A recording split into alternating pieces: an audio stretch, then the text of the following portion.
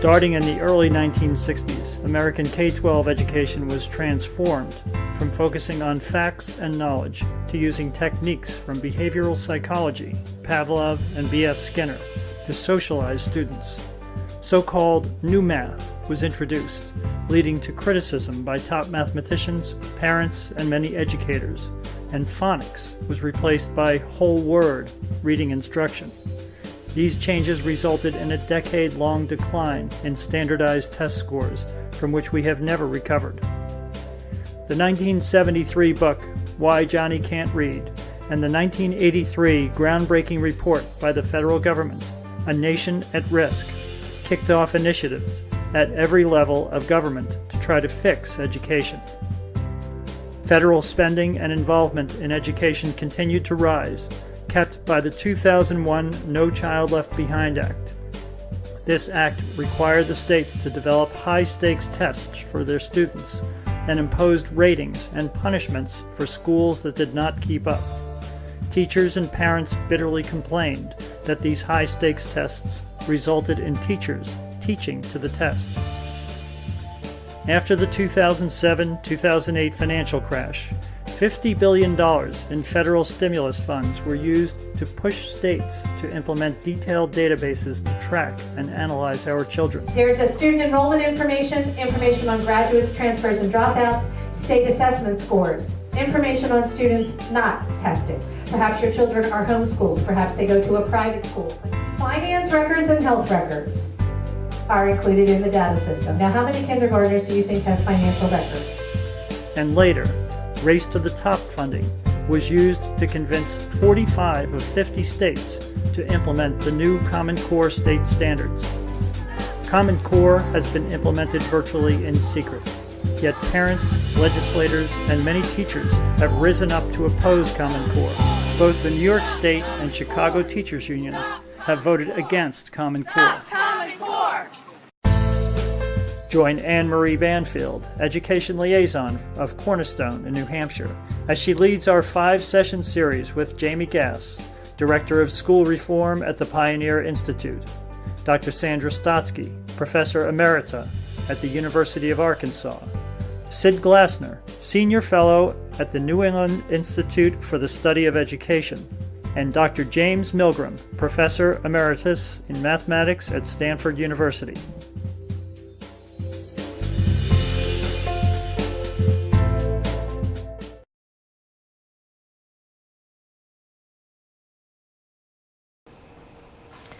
Okay, so now we're going to get into the topic of testing and what that means. What is it doing to our schools? What is it doing to our kids? I think under No Child Left Behind, we heard a lot about teaching to the test, teaching to the test. And as a parent, I think, we expect testing, but what has transformed from No Child Left Behind to Common Core in this testing kind of atmosphere that is going on in our schools? So I'm going to start off with Jamie and kind of ask you about, how did you guys do the testing in Massachusetts? Again, going back to Massachusetts, you developed the best standards in the country, so obviously you have to test the standards. What's different? We're going to, now, by the way, we're going to use the Smarter Balance test. There's 2 national tests. If you can kind of give a background on that, and then how you did it in Massachusetts, and we'll kind of get into that topic. Sure. So the key and central part of the ed reform in Massachusetts was high-stakes testing called the MCAS test.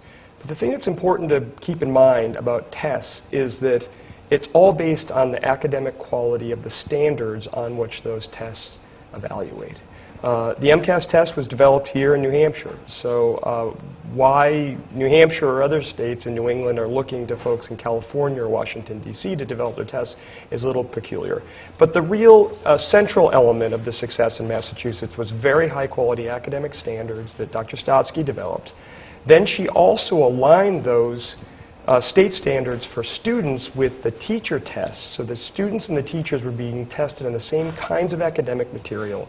And then the third leg of that stool was a high-quality test.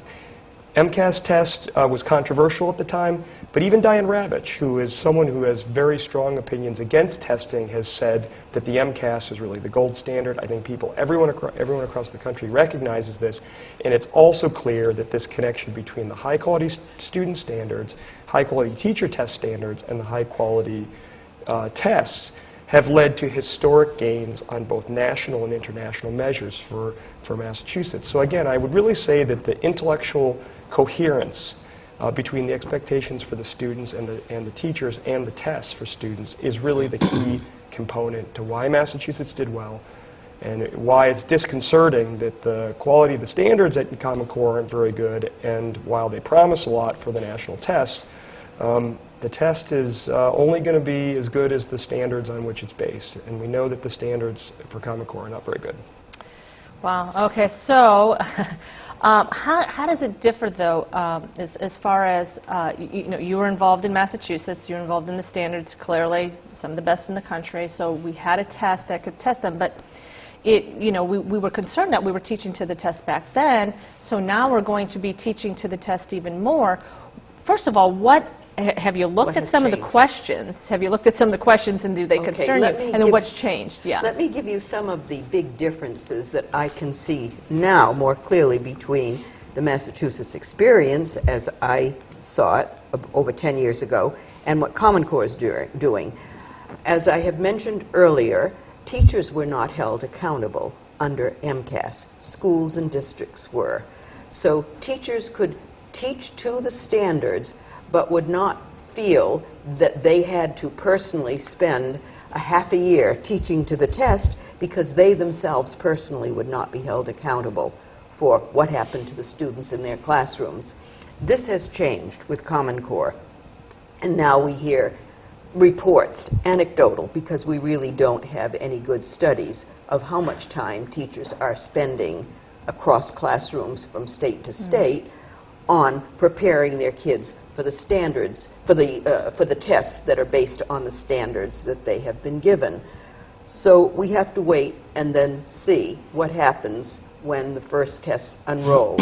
And it's a work in progress. The tests haven't been given yet. They haven't been completed. They're being piloted this year. We don't know where the cut score, passing, fail score is going to be. So we really don't know yet what the level will be. We know that games can be played, and it seems as if this is what has happened, but we don't know for sure, in at least New York, Kentucky, and in one other state that also gave a pilot test to the entire state. And the students almost all flunked this transition or pilot test. And it is not clear whether the cut or pass score was set too high deliberately, so that a claim could be made that Common Core standards are rigorous, and therefore in the next few years you would see them getting better because the cut score would be changed. Who set the cut score, we don't know, nor do we even know what the test items were. This is another big difference in Massachusetts. Within a year, because it was required by the statute, the core of items used for testing kids had to be released. So everyone could see every year what the test items were that were used for the kids' scores the year before. This is not going to happen with Common Core's tests. We will be in the dark about what the actual test items were. Third major difference is who created the test items. There was a process. They were vetted in Massachusetts. I know, I can't speak for all the other states, but in Massachusetts they were vetted by teachers. I was on the 4th grade assessment committee for a few years to find out what the process was. I had good English teachers on the middle school committee and the high school committee. They were choosing the passages, not a strange group of people from Mars. We don't know who is choosing the passages for Common Core's two testing consortia, PARCC or Smarter Balance. There are people there that are looking for passages, but they've got a list of criteria that would forbid the use of any decent literary passage, because there are too many problems with the kinds of cleaned up criteria that they have to use. Whereas in Massachusetts, the teachers who chose were concerned above all that they were choosing authentic passages from literature. So they would spend time finding the right passages, and we ended up with the best tests in the country precisely because English teachers were choosing good passages. And you have to think about their motivation. If you're an English teacher in grade 11, do you want to choose for grade 10's test a passage that's at the grade 6 level? You want students coming into grade 11 who have passed a test that has made them really read some good, hard, strong literature. So they had an incentive to choose demanding passages that were appropriate. Okay. We don't know what's guiding the people who choose the passages for Common Core. They may have different goals in mind. I don't mean to speak so long about it, but there are such stark differences between state-controlled tests and what's happening behind the scenes with these testing consortia over which the public has no process control at all. Wow. Well, you know, you brought up a couple points, and I think it's a good time to bring up what happened in Nashua. And for the viewers that don't know about that, the Nashua teachers looked at this test, and they looked at the questions that were on the piloted test, on the sample test that's out there. And you can actually go to Smarter Balance and start looking at the sample questions. Again, we don't know for sure what's going to be on the test when they start giving them to the kids, but they've put some sample questions out there. So Sid, can you kind of tell us what happened in Nashua? Because it was kind of shocking to a lot of people to read some of the comments from the teachers that are going to be evaluated on this. Right. Well, they had a lot of them. I don't know if I can remember all of them. There were so many. 50 but comments at 50, least. yeah. But I'm not going to remember that, especially at my age. I can't do that. But a lot of it was inappropriate. There were inappropriate questions that the teachers felt were not geared or made sense for the grade level that they were testing. A lot of them were worded in a way that was hard to understand. And then they had technology problems, which I think anybody who's ever used a computer knows that this is bound to happen. Because it's computer-based versus a paper and pencil test. That's right. Okay.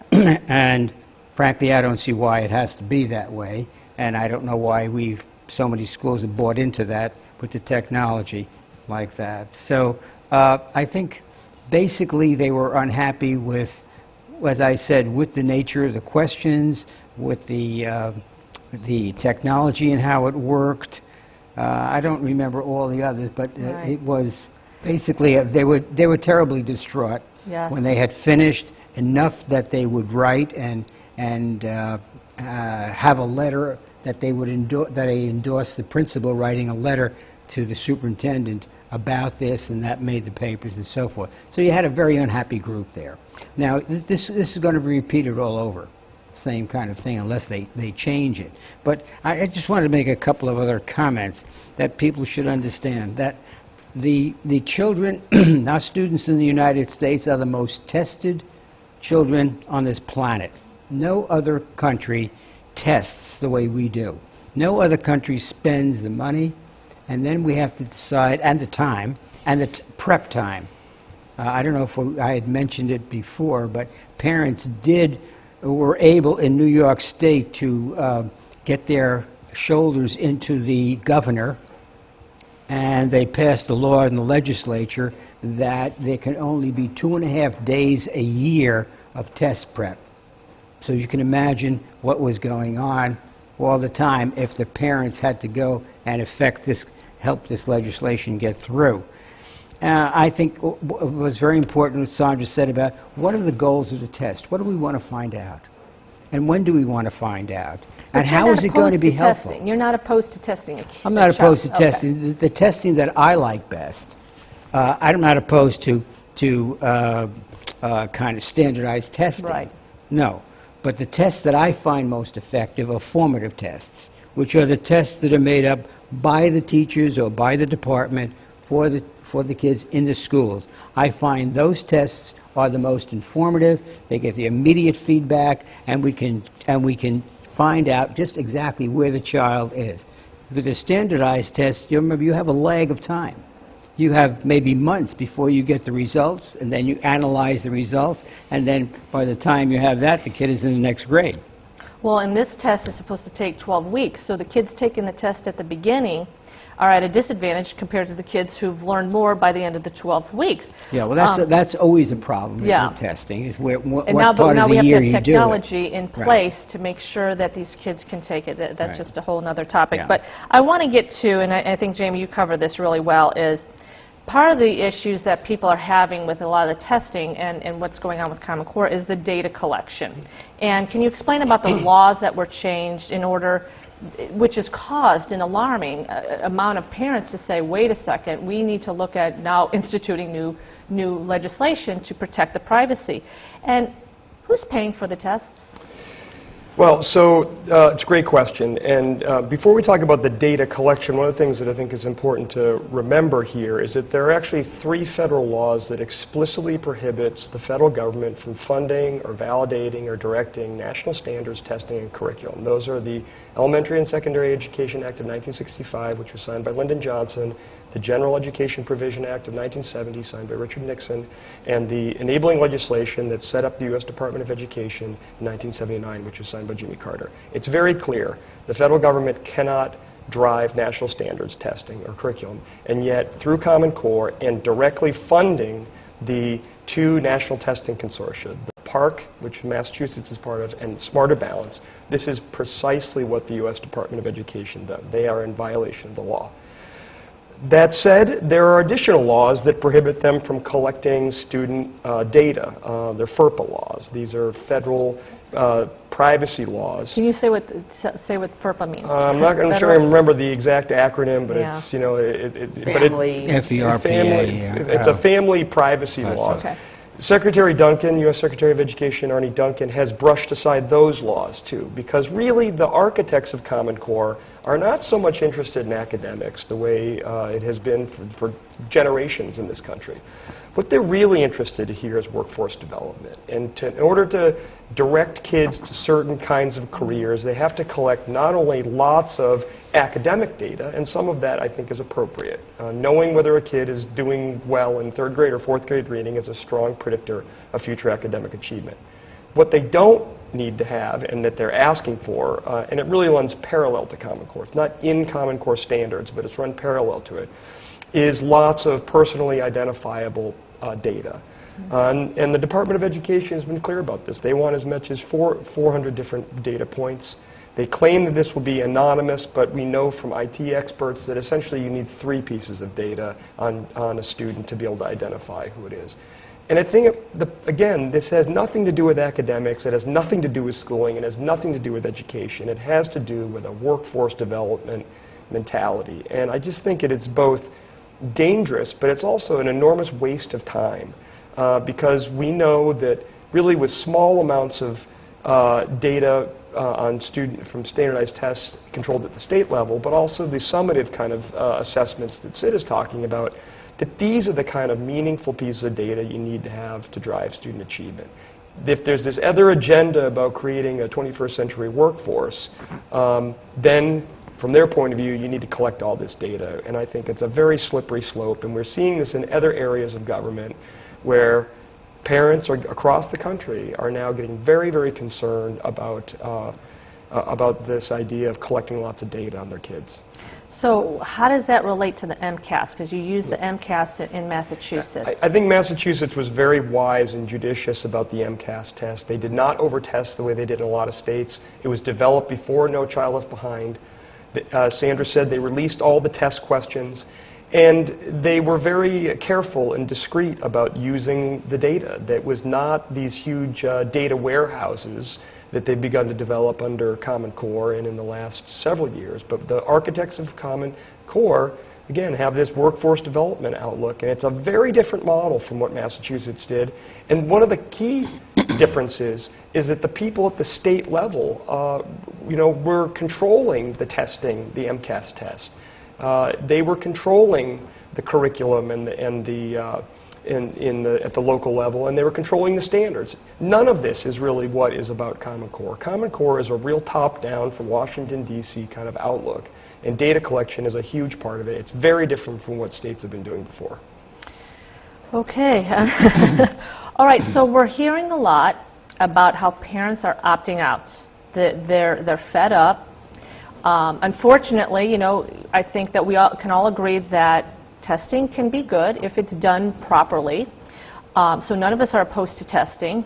However, we're hearing some significant problems with the testing, the way it's been handled, and especially with what's coming. And so now we're hearing about parents opting out. So New York, I think, is like a year ahead of us.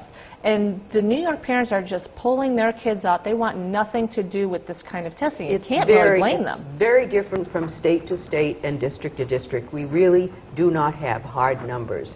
And this is one of our problems in how do we actually collect hard numbers, statistics on the opt-outs, because the schools are doing their best to minimize opt-outs. They are sending notices, or departments of education are sending out notices to superintendents to tell school committees and others, or school boards, that it is against the law to opt out. So parents are getting actually misinformation from their own departments of education or commissioners of education. But we really don't have any good way to know what the numbers are. They have to be reported by the local district to the State Department of Education. That's going to be the obvious way. But if they go onto a computer, which is one of the questions that was raised earlier, why computers? Well, they're all connected ultimately to a central source.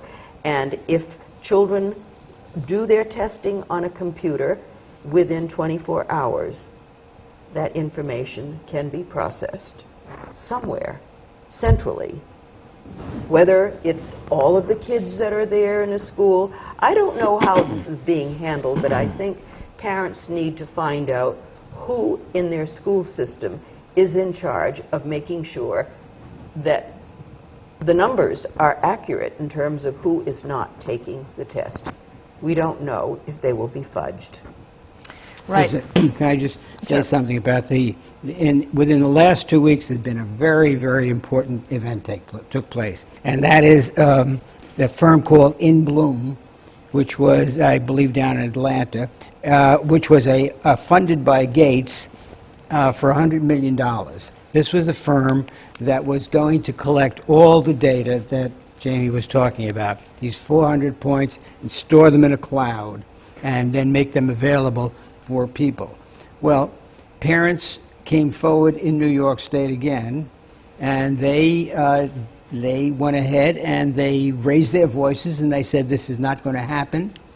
And what happened is that the New York State pulled their contract from In Bloom, and because they lost New York State as a client, In Bloom went out of business. So again, I would like to stress the elasticity that parents do have. If they will come in and get involved in the schools, they can do things. And very often they're intimidated to come forward, but they can do things. And New York State is certainly giving an example of what can be done. And that can be repeated in other places without any problem. But opting out, by the way, is a very good strategy for parents everywhere, because what is the goal of a lot of the effort so far by Common Core is to get to the test results. Right. And that's why they've been trying to establish facts on the ground, moving as fast as possible to get the tests all prepared, finished off, and given next year. And once you have tests given in each state, it's very hard for states to extricate themselves from Common Core or the tests, because they will be the only tests in many states. After a while, states will begin to shed their use of other tests because of over-testing, right. And they will then rely only on the one set of tests that are available from a common source, which will cost them a fortune, but nevertheless, they will be the tests that will lead to college readiness.